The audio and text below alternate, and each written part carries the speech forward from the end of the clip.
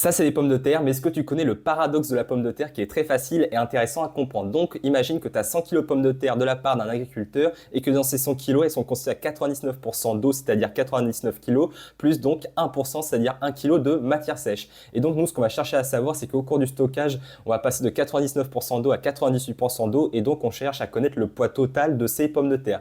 Et donc, de manière assez intuitive, tu te pourrais dire, puisqu'on passe de 99 à 98, eh bien, on a donc une baisse de 1 kg et donc le poids total c'est de 99 kg. Mais ça, c'est complètement faux. D'ailleurs, j'espère que vous appréciez le petit jeu de mots. Mais pourquoi est-ce que c'est faux? Parce que si on repart de ce qu'on connaît, on passe donc de 99 à 98.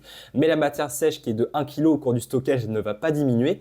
Et donc, on va passer de 1% de matière sèche à 2% de matière sèche. Et donc, au final, on a une proportionnalité. C'est-à-dire que si 1 kg, c'est qui correspond à 2% du poids total et donc 100% du poids total, on va trouver ici le poids total qui nous intéresse. Donc là, on applique la règle de 3, c'est-à-dire qu'on va faire 100 fois 1, ce qui donne tout simplement 100, puis ensuite 100 divisé par 2, et donc le résultat, il est de 50 kg.